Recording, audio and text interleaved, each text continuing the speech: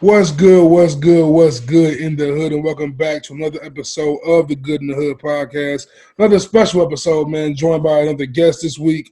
Uh, a great content creator. I've been watching some of his content, especially over quarantine. He's interviewed some of our favorite Chicago rappers, man. From Mick Jenkins, Sakari with Green Slime, to MF and Mello, to Carion as of this past week. So many artists in between, and he gets to the truth of not only like their career paths, but he digs deeper with some deep questions about like who they are as people. And it's a very important conversation piece every time you hear him speak. The streaming site, man, talks about the creator of Talkin Truth, my main man Nate. Man, what's going on with you, bro? Man, I'm just sitting here rolling up, excited to have another chat with you. It was an honor to have you on my end, and it's an honor to be hosted on your end. So I appreciate you having me on, man. I'm excited for the chat tonight. Yeah, it was a pleasure being on your show, on your Twitch stream, and dope conversation for sure. We're very like-minded musically, I feel like, and I want just to dig deeper into that and kind of share your views with my audience. I'm saying a little bit. So, oh yeah. First, I want to start off by asking like when did you get in love with hip hop? Like, what was the first album, the first moment? It was 2015. So I listened to some hip hop. Like I listened to all kinds of music throughout high school. I was a DJ in high school. My high school had an actual FM radio station. So I was a real like morning disc jockey. I had my own show an hour and a half before school once a week. I had my own after school show every week. It was pretty dope. So I listened to and the radio station's format was anything from the 60s to current. So I had a plethora of exposure to different kinds of music over my high school career. And then through college, I got a little more into hip hop, and then it really hit me when I heard The Waters from Mick Jenkins. I was sitting down at IU in Bloomington, Indiana, during Little Five weekend one time, and my buddy was like, "Yeah, man, this dude Mick Jenkins, I'm gonna put this project on for you. I'm sure you'll like it. It's pretty cool." And I heard it, and I was like, "Bro, like, damn, that's what hip hop is supposed to sound like. Like, I get it now. Holy fuck! Like, all right, I understand what a project is. Like, I know what an album is, but like, that's a body of fucking work right there. Like." Shit, you can listen to that thing. There was no skips. Like there was at no point I didn't feel like I had to skip anything. I felt like I was enthralled in a story. Like, so that project right there back in 2015, I think it had been out for almost a year. It was maybe a year old at that point, getting close to it. So I was a little slow getting onto the Mick Jenkins train, but even then, man, I fell in love with hip hop ever since then. So that was my first exposure to it. So, like before then, you weren't into hip hop at all, like nothing, like at all, really caught your eye or ear. Mac Miller, definitely listen to like Mac Miller, Wiz Khalifa, a lot of your mainstream guys, or like YouTube rappers, I guess you could say. We were like sitting in the dorm rooms in college. I would go through like YouTube rappers and stuff like that. So I guess that kind of scene is where I started really getting into the. I don't know. I guess appreciating hip hop a little more because at the radio station we didn't play it. There was no hip hop. It was a high school radio station, and it was like all alternative and oldie shit. So I'm not sure if I appreciate it as much. I'm not sure if I told you this story on my Talkin Truth episode with you, but I did radio in college in Naperville. At WONC. It was classic rock, and I swear to God, I was like a fish out of water. I don't know what the hell I was doing, and it's all classic rock, bro. Yeah, and I had nothing about me said classic rock, but I was a broadcast comm major, so I was like, I had to do radio. Like I was doing it. I was like, all right, man. And we had night shifts. I would put on like three 9-minute songs in a row, just take a nap because I did not. I played like. I put Purple Rain by Prince, a November Rain by Guns N' Roses, and like I think a Jimi Hendrix song. Let that shit just ride. Because like people would call in for like Creedence Clearwater, like shit that I just did not know about. Like right. So I'm definitely curious to know now, like, because I didn't know this. Like, what was your music taste like before you heard Mick Jenkins? Like, what was in your rotation heavily? Like most of your life, I guess. I was a big Rise Against fan back in the day. Rise Against was a big one because I feel like it's been very consistent with my music choices. People that I fuck with are kind of against the system. They're not main. Rise Against obviously is a little more mainstream, but they definitely they weren't as mainstream before they got popular. I like the old Rise Against, the shit that's grungy and is anti-establishment kind of shit. So I would say that Rage Against the Machine was big. Shit, man. Anything with oh man, what's that dude's name? No, there was Linkin Park, the lead singer in Linkin Park. Not the guy who just killed himself. Yeah, is Chris what fucking band? Smashing Pumpkins, is that the one? Fucking The Offspring was huge. My dad had a CD in his car growing up as a kid. It was The Offspring. It was the one with the little dude on the swing set. And I remember him always telling me that, like, you can't listen to the CD. It's got too many curse words in it. So every time I would go out with my dad, he would want to go out to, like, uptown, go to the grocery store or something. He'd ask if I want to come in the grocery store with him. I'd be like, no, that's okay. I'll stay in the car. And I would pop the CD in the car while he was in doing his errands, and I would listen to that shit when I wasn't supposed to. So The Offspring was actually a pretty big one, too, because I kind of listened to them on the low key when I wasn't supposed to be. I have like a similar story about like Jay-Z's Dynasty in the 2000s. So that's crazy. Yeah.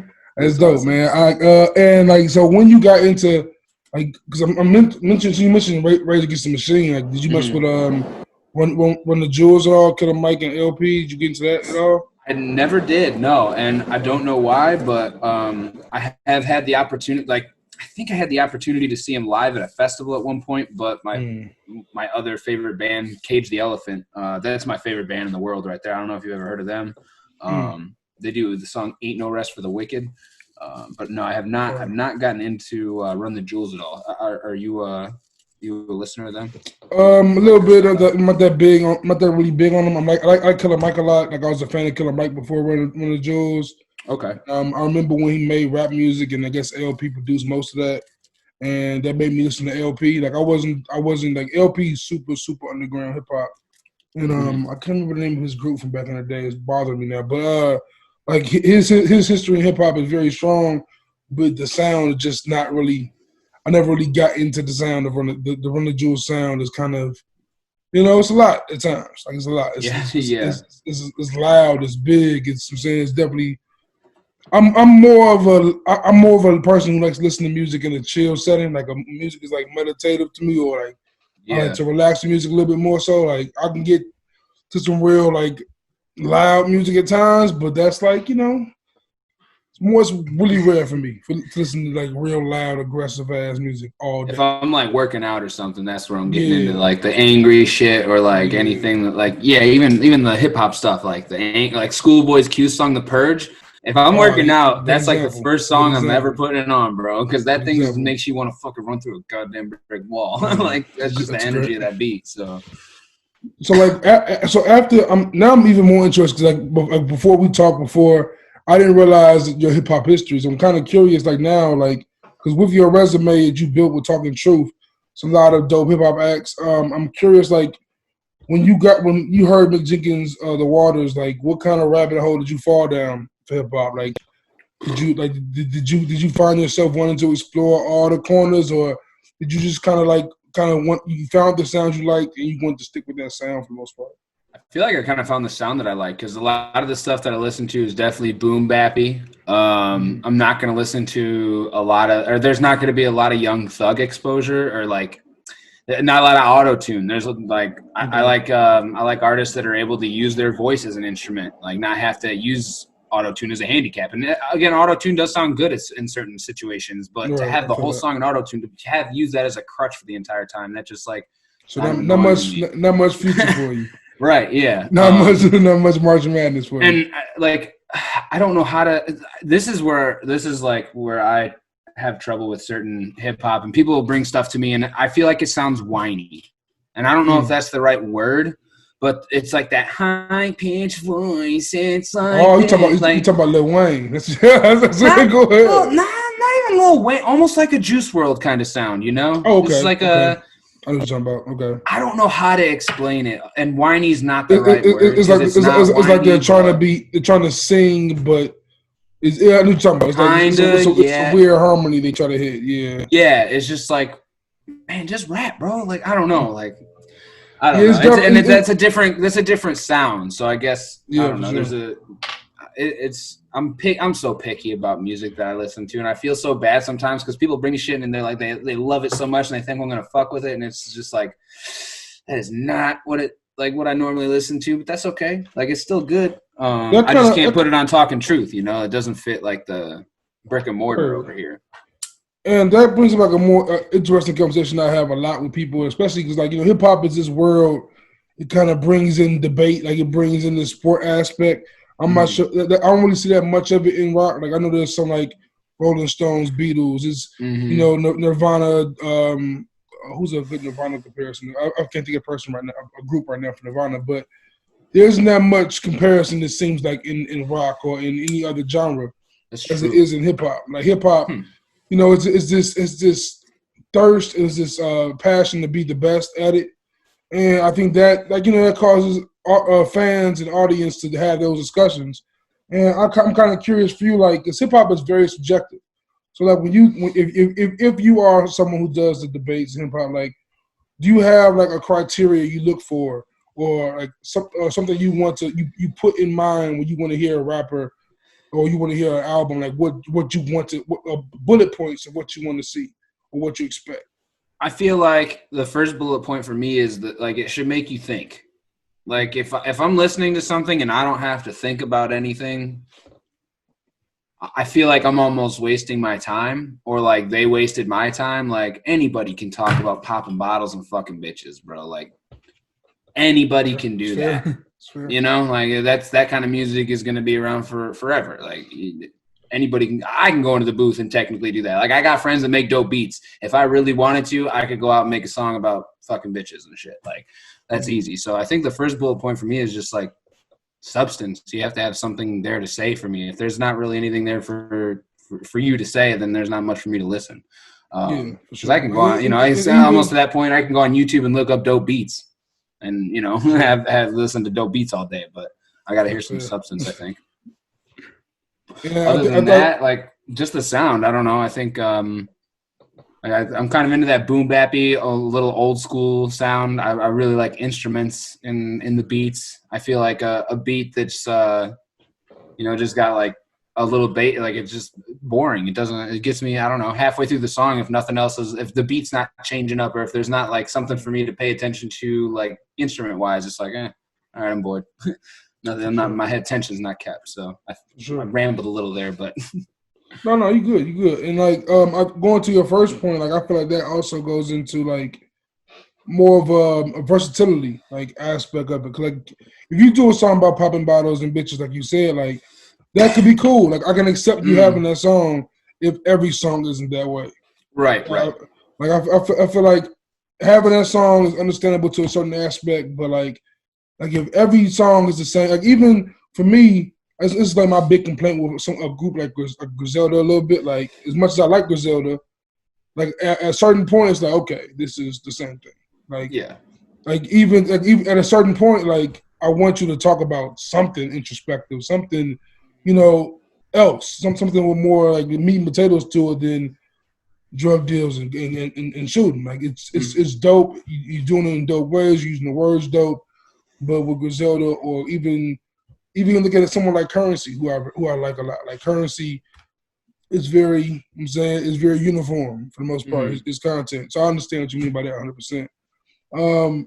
You mentioned Schoolboy Q earlier. Is there any artists outside of Chicago you've been messing with, like hip hop wise at all? Oh yeah, another dude I interviewed on my show. Actually, his name's Marcellus Javan. He's awesome. He's out of Houston right now. He's amazing. Another guy his name is Kai, Caye. I think he's from Boston. He more recently during the quarantine, I guess him and a bunch of his friends sold all their shit and like bought a house in the mountains and stuff, and have just been creating for months. I'm really excited to see some of the stuff that he's got out. He's going to be putting out, because his music is really inspirational. At least to me, it's very uplifting, spreads love, so fits the Talkin Truth brand pretty perfectly. Let me think here. There's honestly, man, there's one guy that I'm like kind of conflicted with right now. I feel like he tried to scam me out of some money, but one of his songs was like originally the Talkin Truth mission statement. Like when I built the website, I put the mission statement as a YouTube video and as this dude's song because it literally perfectly represents everything I'm trying to accomplish with Talkin Truth. So like his name is Kyle Bent. Like he has amazing music, but he's also a goofball. Like and that's hard for me to separate too, which gets me in trouble sometimes. Like I catch slack from people. Oh man, that's just his personal life. Well, but it's like me supporting his art is supporting his personal, is supporting his ability to do that stupid shit in his personal life. So like, it's definitely a weird catch-22 with that because like with artists like Kanye, Wayne, and their recent shit they done in the media, or someone like R. Kelly, like. It's difficult. It's Michael Jackson. Like you can separate the music if you choose, but at the same time, like I separate. Like for me, like R. Kelly, I can't listen to R. Kelly music no more. It's just a personal thing for me. I can't do it. I just can't listen to his music. So like when people like we try to have those conversations, like why can't I listen to his music? I feel like with him specifically, the music and the crime just too. It's too close together. It's like, like I can't listen to Bump and Grind when this song was written about probably a 15-year-old girl. I can't listen to Word. it. Well, on the other hand, Kanye West is giving me shit like, fuck the police, that's how I treat them. Like the fact that he went on and became a Trump supporter that doesn't have anything to do with the fact that he made all falls down. Like that just is, certain things are different for me. So I understand your point 100%, but like it's tough. It's definitely a tough. Like for you, like that personal exchange with what you said, Kyle Bennett, like that could definitely be enough to piss me off. Like just because that's me actually having the actual interaction of knowing you a piece of shit. I don't care about like you just don't deserve my time. Right. You know. So I definitely understand that 100%. So and like. What do you like? It's an older one, but what do you feel like? How do you feel about Michael Jackson music? Like for me, it's almost like tough, I wasn't alive when that shit happened, almost. But like at the same time, I had to take responsibility to like not support shit. For me, honestly, the Michael Jackson thing for me is kind of weird, right? Because like, first off, no disrespect to Michael Jackson in this sense, I guess, but like. I don't listen to Michael Jackson music that often. Like I don't just put it on. Like I don't just put Thriller on. Like any time. Like I put on Prince's Diamonds and Pearls. Like I'm more of a Prince fan. So like Michael Jackson, I get like I love Michael Jackson music at times. Like Heaven Can Wait, all that shit. But like for me also with him, it's kind of the same thing where I know he didn't write the music, and I know like for Michael Jackson, like Michael Jackson's biggest credit for me, I guess, is like music videos, his performances. Like the music is amazing, don't get me wrong, but I don't necessarily credit the music to Michael Jackson all the time. It's more so Quincy Jones, or even ironically for like the what's the album called? I forgot the name of the album. Invincible album. That's like R. Kelly and Justin Timberlake. Like so, like R. Kelly, like it's crazy. No, R. Kelly wrote music for Michael Jackson. That's like a double negative. Right. it's like horrible. No. Like damn, can't do this one. Can't listen to this song, but it's crazy because it's really crazy for artists like R. Kelly and Michael Jackson because we know how supremely talented and how much they offer the world, but it's like you ain't offer that much, bro. Like you can't just do anything because you ill with singing and writing and dancing and shit. Like the celebrity thing is definitely sick in America. Like we over celebrate celebrities. Yeah. But with that, like I kind of want to talk to you a lot about hip hop, but now I'm super interested in knowing that you like kind of new to hip hop. So like, first let me get like, what's your age? How old are you? 28. 28. So you're 2 years younger than me. So like we're about the same age range. I'm curious, like when we first heard Mick Jenkins in 2015, this is like kind of post blog era.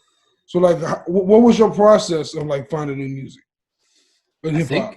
Honestly, just like YouTube and Spotify. The Spotify suggestions helped me out a lot. I think after Mick, I discovered Isaiah Rashad, and from there I discovered Kendrick's ability to tell stories, and from there I think the Hatchet just blew off the fucking door. Yeah, that'll do it. I mean, you know, like the succession of that, just like because Sylvia demo had just come out from Rashad too around the time of the Waters. So I literally listened to that yesterday. That's crazy. This is that mixtape literally yesterday. That thing is timeless, bro. I love that shit. That Menthol record with John Doe. Oh my god, dude! That's my shit. West Savannah, I think, is one of my favorite songs. Yeah, like man. one of probably my top 10 favorite songs of all time. Bro. I love that song so much. Isaiah Rashad is super underrated. Super underrated. He also is like almost overrated because he doesn't release enough fucking music. Like I wish he would release more, but at the same time, like if he released more, it wouldn't be as good, right? Like if he forced it down our throats, we have to like if he's not behind it. Is it like I don't know?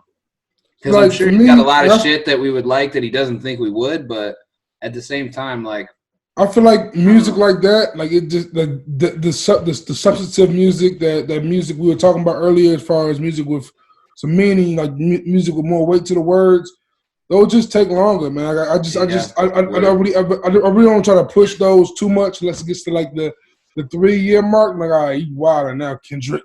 like this nigga, like man, J. Cole, which are like that, those kind of, I get the wait for those, and I appreciate waiting for them for the most part. But yeah, Isaiah Rashad, like that whole TDE camp just be waiting too long. Like J. Rock dropped an amazing album in 2018 and just went ghost on me. Like what happened, bro? Right. Where'd you go? Like Absol, I haven't seen Absol since like 2015. Yeah, 17. Yep. Like yeah, it's an interesting group. And it's also just goes to the opposite part of the spectrum. Like when you think about the Young Thugs, the Futures, the Drakes, where like all of them will give you lyrics that have like introspection in them and some substance here and there, but like most of their music is very microwave. Like it's microwave music for the most part. Yeah, definitely. So, so like with that, like let's talk Chicago hip hop, man. We talked about it on the Talkin Truth I did, and before we get to that, like let's deep dive into the Talkin Truth brand. Like I want you to kind of explain that for my audience, like because it is like I didn't realize the power of Talkin Truth brand until you closed the interview with like these 3 questions that were like, damn, all right, we here. Let's straighten up. Like let's get our mind right. Just deep dive into that real quick, bro. Yeah. So fuck it was. I think I started an office job in December of 2016, and by like I don't know June of 2017, 6 months later, I was over that shit, and I knew that real jobs weren't for me. Like that 9-to-5 shit was not something that I wanted to do anymore. And I discovered fucking music, and it helped my mentality. It helped me get through addiction, man. That's deep. Fuck. I had a couple knee surgeries back in college and shit, and doctors prescribed opioids to me. I got addicted to opioids. Started having stomach problems. I would go into the hospital. They would just pump me full of morphine and pump me full of more opioids, bro. Like, so I would just be withdrawing, and they would end up just giving me more, like without even having any clue that they were fucking me up. Like, and then one day I just kind of realized that shit through music. Like, holy fuck, maybe the drugs are what's fucking me up. Maybe I should let me just cut all drugs out of my life for a second, listen to some more of this hip hop music, and try to find a direction. And I fucking came out of addiction. I've been clean from pills for like 3 years now, and like I literally could have died, man. So. Without hip hop and without the support of my family, like I literally wouldn't be on this earth today. So like when people say hip hop saved my life, it sounds cliche, but that shit literally saved my fucking life. Like it made me see shit that I couldn't see before. So when I was in that office job, I just knew that if it could save my life, it can definitely save other people's lives. And with the power of the internet, there's no way that I can't build some kind of platform that will be able to spread love and positivity through music that I've discovered and that Chicago has given me. And then there's some artists outside of Chicago on Talkin Truth, but like I wouldn't be myself. Talkin Truth wouldn't be Talkin Truth without Chicago. Chicago is fucking everything, man. Like, yeah, man. fuck, dude. The city and hip hop literally saved my life. So, again, I just want to be able to return that favor to as many other people as fucking possible. And, shit, man, just talking to hip hop artists is so fun. Hearing, just discovering what their process is and being able to share that with people. It's like a feeling I've never had in my life. The first day that I launched the website, man, I will never ever forget logging on my website for the first time. Like, it's just the coolest feeling in the world to be able to touch other people in a way that, like, I never thought I would be able to do. I've had random people come in from Instagram, from Facebook, into the Twitch streams, and it's just like, damn, you're like coming in here every day watching me like talk to hip hop artists. Like, that's how we connected. Shit, like, yeah. It's just, man, hip hop just taught me so much, man. Anything is possible. Like, literally anything you put your mind to, you can do if you want. I'm a lazy person, so hip hop also keeps me motivated and helps my procrastination, I would say, a little bit. If I'm really listening to an album heavy and it's helping me get shit done, like, I just want to share that with people. Hey, if you're feeling down, bro, listen to this shit. Like, it's gonna help you get this work done. Like, so yeah, I went around the bush like 3 times. There were 3 different ways to explain it, but that's basically like the motivation behind it. And shit, man, I just want to grow it organically too. I don't want to be the guy in people's DMs like asking for support or, hey, yo, like, hey, make sure you fucking do this. You know, like, me crazy, bro. I get so many DMs of people trying to fucking hit me up with music that is just garbage. I mean, and like, it's crazy. It's crazy. You see who I have on my platform, right? And you're gonna come to me with this shit you made in your closet, bro. Like, I see you got a recorder on your iPhone. I do too. Like, come on, bro. You gotta come at me with something. And it's definitely like one of them situations where you like us being. I'm sure like you felt this as a creator on the rise. Like, when you're trying to work on your creation, like, I damn near feel for them. Like, I'm gonna check it out, give it a listen, something. But then you realize, like, this shit can't be serious. like I can't. Like, well, and then when you give them real feedback, oh my god, they just thanks. It's just a 1-word reply or like, okay, and it's just like, bro, you fucking asked me, dude, and you know what the bar is over here. Like, what do you want me to say? Like, it sounded like you recorded that shit in your backyard while you were on a trampoline or some shit. Like, what the fuck? People want like us people to give them candy and call it medicine, but it's just not how it works. Definitely. But get into your. I want to hear about the mission statement that you kind of briefly talked about earlier. Like, what? Okay. Talk about like the mission statement, or like just the pillars that hold Talkin Truth up a little bit, like beyond like, because the story that got it started is incredible. So, I appreciate that. Let me pull up the lyrics to this song real quick, because that's really what brings the mission statement together. Genius.com, right? Genius lyrics. There we go. The song is called shit. What is the fuck? Now I gotta pull up the song. I'm blanking right here. I know, under pressure. Playlist. It's called Divine, I believe, is what I want to say it is, by Kyle Bennett. It actually features Mick Jenkins too. Oh shit. Okay. Kind of cool. Yeah, Divine is the song by Kyle Bent featuring Mick Jenkins. And it's basically all about how every one of us is a divine person in our own way, and you can literally do anything you put your mind to. Basically, he feels like his gift was chosen. He was chosen to use his gift to help spread love and do shit like that. So it just felt like everything that I wanted to contribute with Talkin Truth. He talks about it in the song. Let me see. Here we go. I'm just going to read the first verse, because it's been an awful long journey, and I still feel like ain't no one heard me. I ain't worried about it. I'm not in a hurry. I'm just trying to uncover the treasure y'all forgot was buried, because I think the world deserve it. I've been trying to spread a message. Don't mind the riches, but I swear to God, it isn't about me anymore. There ain't really time for sleep no more. We done entered in the scene. This ain't a dream no more. About my generation, still sleeping, politicking with their demons. They ain't free. The world's been trying to tell them how to think. Don't conform. Don't let them know that you don't fit the mold. You're different. Baby, please don't waste your whole existence living for someone else's visions and ambitions, itching to see the side of life that you've been missing. It don't got to be that way. So, I mean, it's just like, man, it just speaks to like whatever you want to manifest, bro. You can manifest anything that you want. And is that Kyle Ben's verse or Mick Jenkins' verse? Yeah, that's Kyle Ben's verse. Mick's verse is still pretty good, but it's not as it definitely doesn't speak as much to the mission statement as much as Kyle's verse. But man, let me see here. This is another one. I took the first step, ain't surprised that it made a movement. Like, I took the first step towards making a platform, and I can't believe that people are actually like following this shit. Like, holy shit, that's wild. So it's just all about making change and being you're a divine individual. So just fucking live it. Yeah, and like you said, like I like the name Talkin Truth because like it kind of reminds me of that phrase, like walking in your truth. And like you know, it's an important thing that everyone should do. Like, it's important to accept yourself and push yourself to grow to be what you want you to actually be.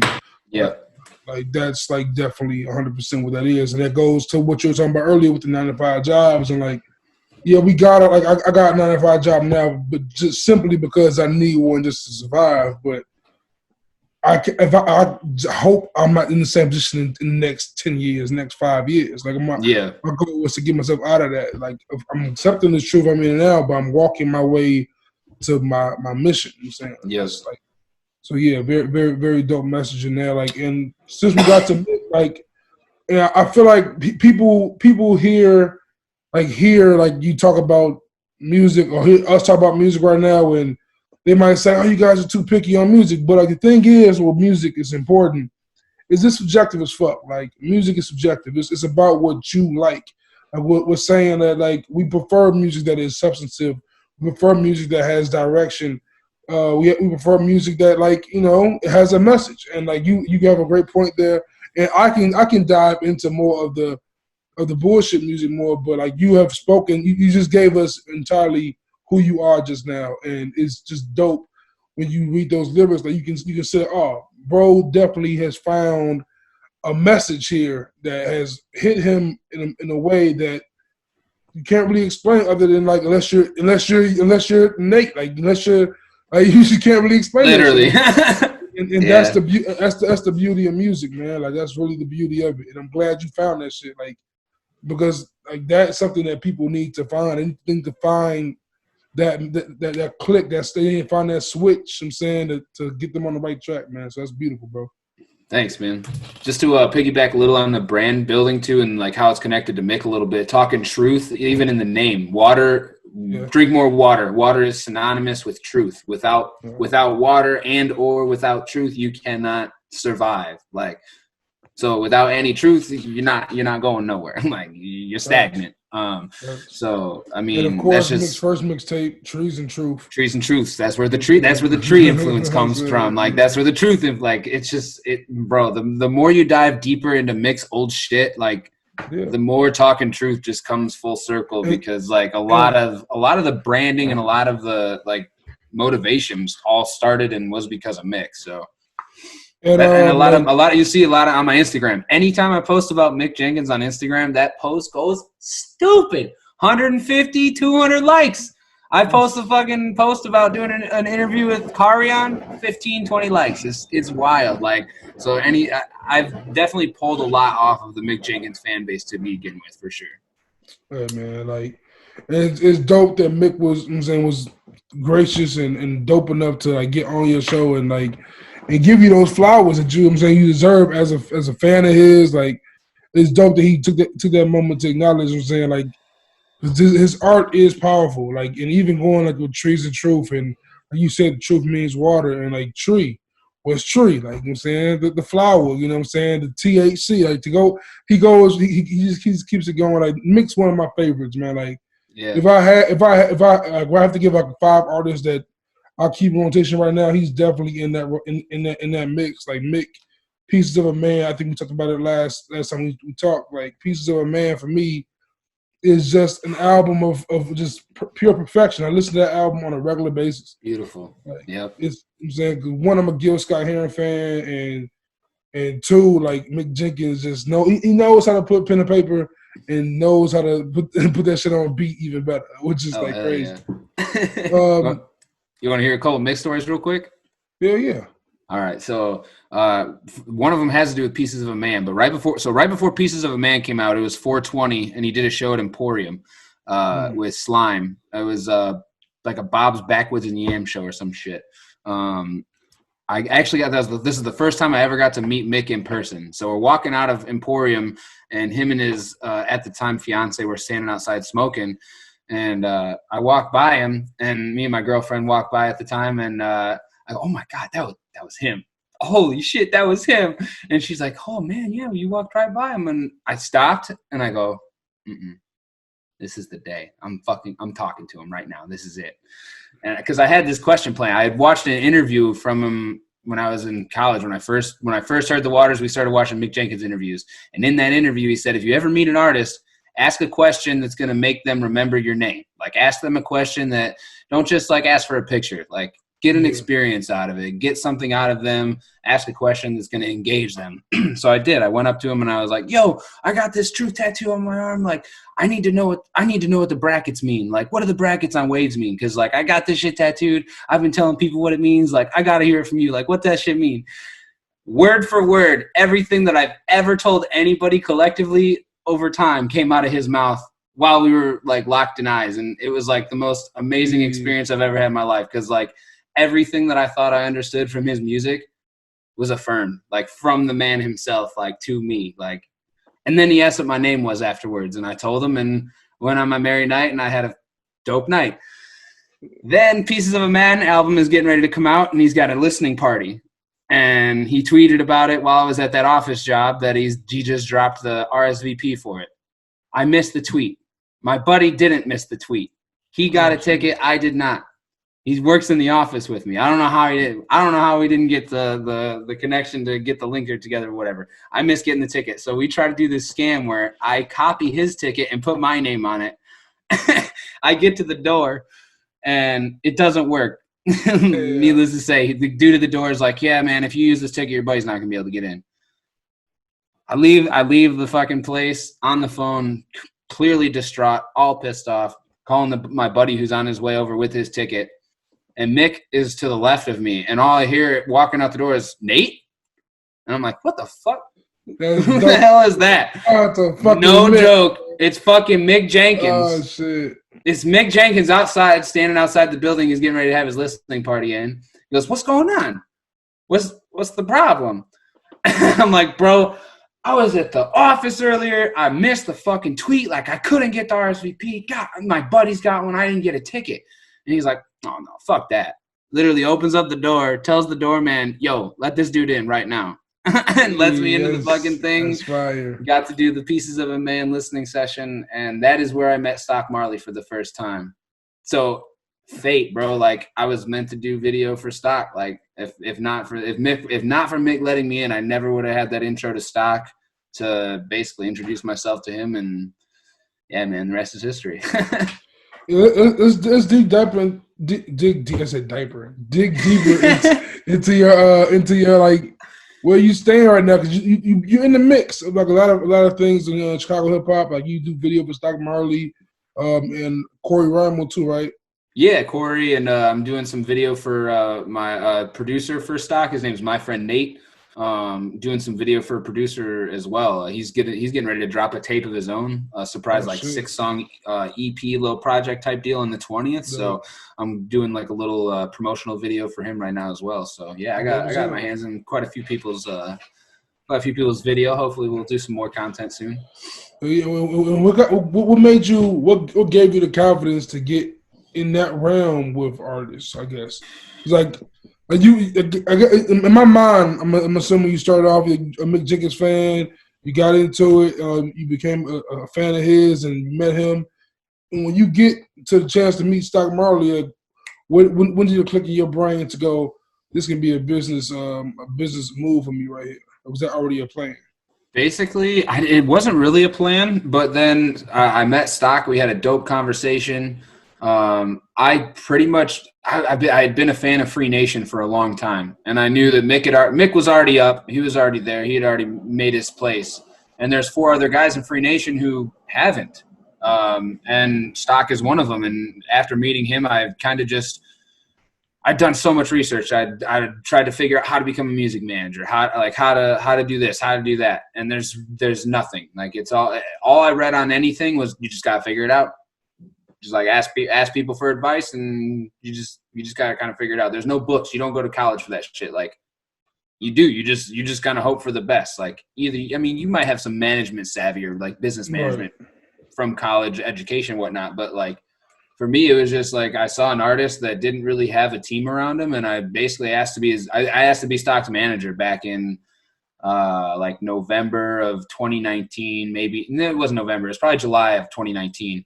And I went to Corey Rymel. Him and Corey Rymel stay together, so I went down to their place to chill for a little bit with Corey, listen to some new music, because I was just getting into building a friendship with those guys. And Corey really appreciated how I listened to music, so he would have me down and listen to his new shit. And I give him feedback, and Stock and a couple of other Free Nation guys were in the basement, and I basically just straight up asked Stock. I was like, yo, so do you need a manager or anything? Like, I'm just trying to get involved in any way possible. Like, I don't know what I'm doing yet, but like, I'm passionate about this. Like, I got this platform I'm trying to build up, and this and that. And he's like, well, there's not really anything to do right now. He didn't have any new music plan. He did, like, there's nothing. Like, he had just moved to the city and probably under 6 months ago. So it was more or less just me just fucking asking. And then December rolls around. Chicago Votes put on a show with Mick Jenkins, and Stock Marley was opening up, and he was like, look, man, I need somebody to do some video. I know you're passionate. Like, some of the stuff that what Stock learned from watching Currency and Wiz Khalifa YouTube videos religiously. That's all he did. Watched how they built, how they treated the team around them, how they made videos. A lot of our editing sessions totally inspired by what those early Wiz Khalifa and Currency YouTube sessions looked like. We wanted to make it feel like you were hanging out with us, like you're there, like you're meant to, like you're involved in the process and shit. So at one point he was like, look, man, we got this show. I know you got your little phone gimbal. We don't have much, but we do have a passion. We both got a passion for this. And I know you like my music, so let's fucking give it a go. And I ended up going over to the studio with him for his practice session for the show. And I used my little phone gimbal for the longest time. I was shooting everything on my phone in 1080p or 4K. My phone actually shoots in 4K. So like, we were able to work with that, and we found an editor on the phone. We were running everything from the phone since December. It's been almost a year now since we first started doing all that shit. And now we got a real camera. I got a camera for photos. I got a 4K Panasonic camera for videos. I got a real fucking gimbal that I've been told like real professionals use. So like, it's just crazy the progress that we've both made in a year together and building, and that's why I love Chicago, bro. That's all I've felt since I've gotten involved with all these guys. It's been an incredible sense of community and helping each other out and building each other up. It's just beautiful, man, and it just shows in their music too. Their music has been progressing. It's wild. Corey and Stock have music that are just gonna blow people away. Like, I definitely gotta tap in. I definitely gotta tap in. I think I heard a few Corey songs. I never really got into Stock Marley. I'm gonna check it out for sure. I think we have similar tastes. So I definitely trust your judgment on that. Hell yeah. Like, and mentioning that, like, we talked a lot about the conscious side of Chicago. I'm sure we'll get back into that a little bit more. As I might ask you some of your favorite other artists from Chicago. But I also want to touch on like the other side of things, like the drill side of Chicago, real quick. Some news just broke like last week with King Von. I'm saying on his second week of his debut album dropping, he was shot and killed in Atlanta, and it's a story that we continue to hear in hip hop, and like it goes like back to Biggie and Pac, Big L, so many other artists who've been killed in hip hop, and it's Nipsey Hussle.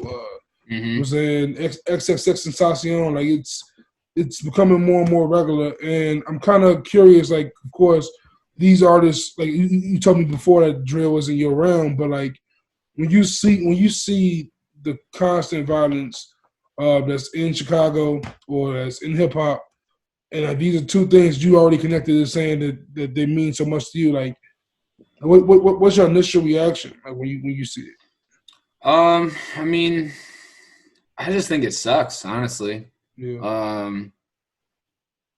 That just sucks. Yeah. I don't know.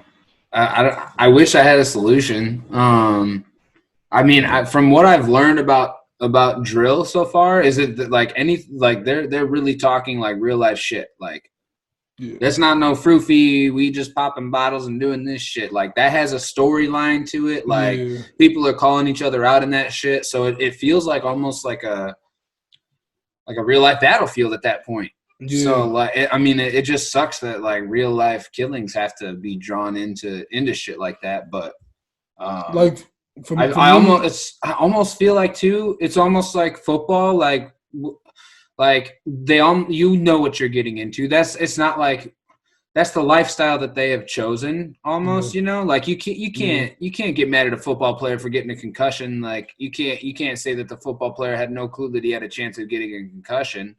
But at the same time, like I'm not saying he had you hate no to see. you have no idea you're gonna go get in like that's not what I'm trying. That's like almost a Yeah, bad comparison in what I no, was no, no, saying, no, but no, no, I know what you meant. I got what you meant. Like as far as like like they're real gangsters. This is what real gangsters go through. And I yeah. definitely understand that. But like of course, like you're saying, like no one wants to see life be lost at the same time either. And like with that, like when going to another Chicago artist who was killed this year, his name was FBG Duck. Yep. Right, I never heard of him. I'm not big into drill music, but when I heard of him, he was posthumously, and the first song I heard was a song called "Dead Bitches," where he's literally just naming a bunch of rappers who were killed for Chicago. Like Mm-hmm. the whole song, it's like, well, when this happens, how can we mourn when this happens? And it's unfortunate because hip hop has become in a large way a hustle. Like a lot Mm-hmm. of rappers are using it. I'm saying because it's a business. It's a business. Music business is a legit way to make millions of dollars. And you have people coming from impoverished communities and they see a way they can easily make $1 million+ legally. They're going to jump to it, especially when they came from situations when they couldn't make money legally. So it's really unfortunate. And to me, it goes to like it being so few, I'm saying, OGs in rap. But I wanted to mention that because like me and you have mentioned how we're fans of conscious music.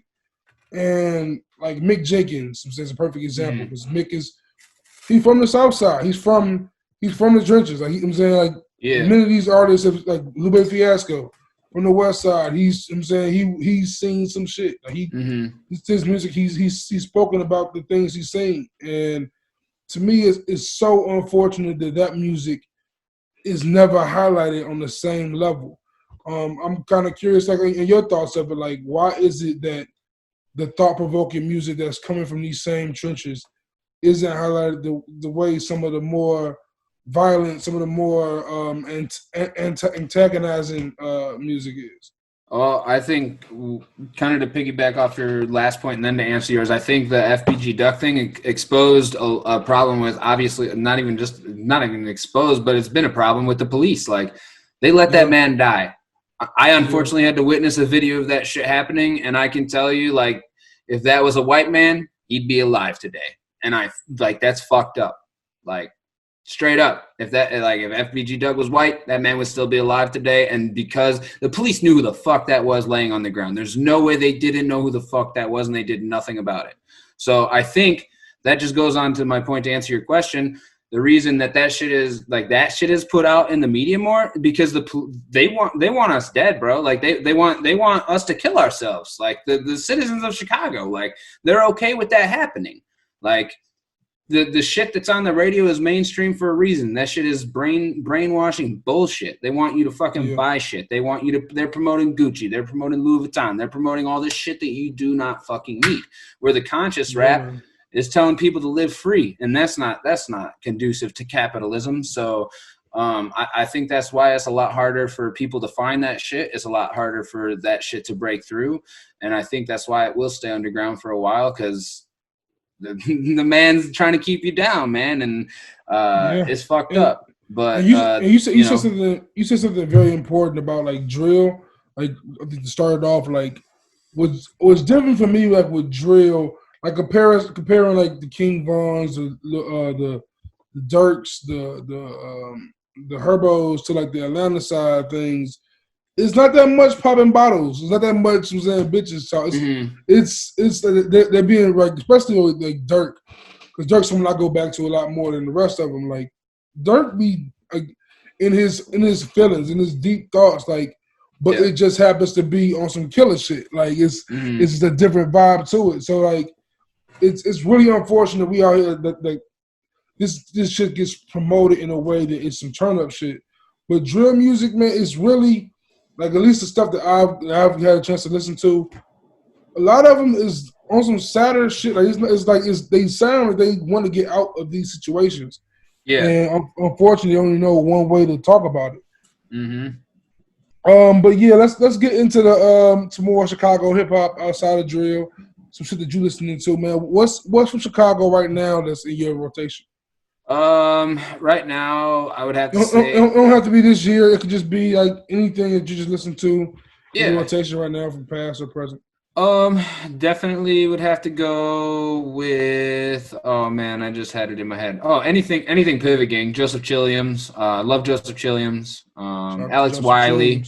Alex Wiley's really good. Raven Lene. I think she's getting ready to drop some new music soon too, actually. So I'm really excited about that. That'd be dope. Shit, man. Lon, the producer Lon, he's the one that produced the whole Healing Component project for Mick. He's had some individual stuff come out on Bandcamp recently, along with Green Slime. He's got a dope tape out as well right now. Honestly, anybody that I've interviewed on the show, been fucking with pretty heavy. What about you, man? Anybody from here that's coming up right now that you've been listening to a lot? I'm catching up on FemDot. Like I listen to FemDot here and there. Same. So FemDot, something I'm getting more into. Matt Muse, something I've been checking out more recently. Okay. Here's a few decent project he dropped this year. I feel like. I think it was called Nappy Love, something to that effect. Okay. Of course, like you said, Pivot Game, Mick Jenkins. I feel like whenever Fresh Waters from Pivot Game drops, it's gonna be a strong project. I think Fresh has some heat on him. Did you hear the Carion preview from last night?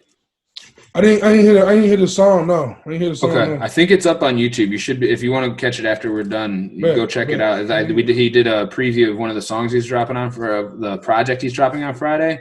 Bro, that thing is gonna go crazy. Like I'm really excited about that. Carion is nice. I've heard a few Carion songs like in passing. Also, Carion is very dope. You got the Mind. The Mind's dropping on Friday too.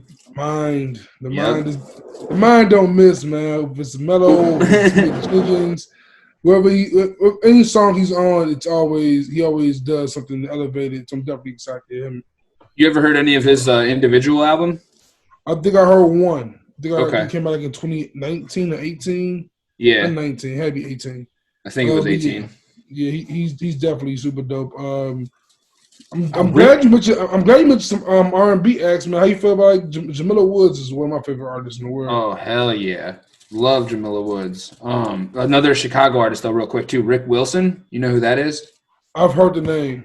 He's really awesome as well. He's a very his energy is awesome, man. He loves every person in the world. Unless you give him a reason to, like, piss him off, he's just, like, loving and, like...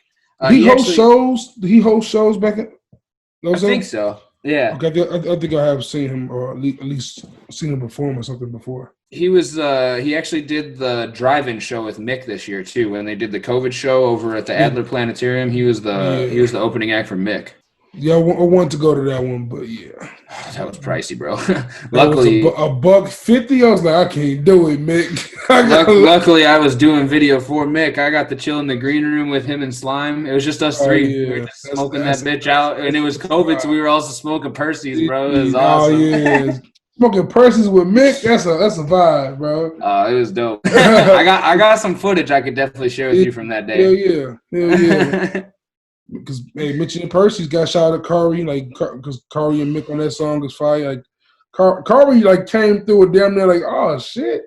You knew it was a mix song. You had to do some things that I feel you, bro. Oh man, I forgot to mention Kari. Kari is like Kari's a beast. He's an animal. He's an animal, man. His flow is just my god, bro. Yeah, Retrospective. The one that they released for was it Juneteenth? Oh, I think this year? That was fire. Whoa! Oh my god, that song goes stupid. Yeah, that song is fire. I can't wait to hear more. I know Greenstein got some heat on him. I want to hear some more from Greenstein, but his production is fire. Shout out to Elton Aura. He's also dope as hell. Elton Aura is very, very dope. Yes, there's a few. Chicago has some gems, man. Rich Jones. You heard Rich Jones? That's the guy I saw host a show before. What did I say? Rick Wilson? Yeah, Rick Wilson's the other dude. Rich Jones, Rich Jones, the guy I seen host a show before. I think he hosted a Memphis Mellow show before. Do you know Jay Bambi by chance? Oprah Gucci, I think is her Instagram name. She does rap too. She's friends with Rich Jones, and she has some good shit too. Okay. I think she has some stuff on Bandcamp. Man, do you use Bandcamp ever? I haven't used Bandcamp in a long time. I used to go to Bandcamp to hear like old. I think Def C used to use Bandcamp a lot back in the day. Oh, how did I forget Def C too? Shit, yeah. And what's the other guy's name back then? Sean Doe. Yeah, it was a few of those kind of acts back in the day. I used to go to Bandcamp for, man. Yeah. Oh man, but this has been dope as I expected, bro. Likewise. I'm saying I gotta do the same thing you doing right now. I get in that mode. Real quick. Round 2, baby. You know what I'm saying? Got to. But yeah, man, please tell people where they can find you, bro. Like, your movement is definitely essential. I appreciate that, man. Thank you so much for having me on. We got to get this weekly show going too. Hey, whenever. Yeah, right. Let's get something set up again for next Wednesday. Let's just lock it in. If you're down, do you usually do your podcast on the same days? Like, is this when you would normally record somebody else? Well, I missed the podcast last week because of I fucked around and caught the COVID. Oh my god! Man, it was last week was an ugly week. Like, you good now though? I'm good now. Okay, good. Thankfully, I'm good now, man. But that was a wild week. Coronavirus is real. It's a real virus, ladies and gentlemen. It's that real. Shit is real. That shit is real. Yeah, I just kind of I'm trying to hit the 50 episode mark before the year ends. So I'm just kind of put in full go right now. It's episode 39. It's gonna drop in a couple days, and yeah, I'm trying to just knock out the next 10 as rapidly as possible. Like not rapidly, but like 2 a week. I literally aim for like usually a Thursday and a Sunday dropping. Okay. But yeah. So yeah, typically. Hell yeah. Well, if you want to do another one for your podcast or just whatever, man, sure. Let me know. We'll definitely do another episode. This was tight. yeah, definitely tight as hell, man. Definitely. I can't believe I went this whole episode. I didn't say the words Saba and Meth Metal enough. Those two, I feel like those are two of the best rappers in the world. I feel like they need to be stamped out more. Like Mick, Saba, Mello, those three. If that song ever happens, I'm gonna do a backflip. I'm saying she's gonna be real. Let's make it happen, man. When we come in ours, bro. No vest, bro. No vest. Yeah, man. Yeah. No vest. Oh my god, that song goes crazy. I can't smell nothing but this indica. That's for sure. My God. But tell everyone they can find you. I don't think you said it. I got to cut you off a little bit. Oh yeah, Talkin Truth on everything. Whether it's Instagram, I'm Talkin Truth free on Twitter. That's my personal one. I don't really use the Talkin Truth Twitter. I feel like Twitter's way more toxic. I'm toxic as fuck on Twitter, bro. Like, I'm always yelling fuck 12 and fuck this, fuck that. You know, that's where I go to vent. So if you really feel like that is where I go to vent. So if you're trying to hear me vent, go to Talkin Truth free. If you want to hear some positivity, though, go to the Talkin Truth Instagram, which is straight up just Talkin Truth. No G in the talking. But yeah, and on YouTube as well. So are you still on Twitch with it or just YouTube now? Yeah, we're still on Twitch as well. Trying to eventually make the switch over to YouTube, but we got some loyal Twitch viewers, so we're gonna stay on there for as long as we can. And then once we are able to monetize, then we'll consolidate to one streaming platform. But until then, we're gonna be all over the place as much as we can get our name out there. For sure. And as always, man, y'all can find me at JuiceJVP on Twitter, at Juice in the Hood on Instagram, the podcast at Good in All Hoods on Twitter, and at Good in the Hood Pod on Instagram. Feel free to send emails of topic ideas, interview requests, anything. Go to goodinallhoods@gmail.com. Yeah, man, it's dope conversation. Expected nothing less, honestly. And hope to have more content with this guy coming soon, man, for sure. Shout out to my guy Nate, man. And it's time to spark up with some trees and truth. My dog.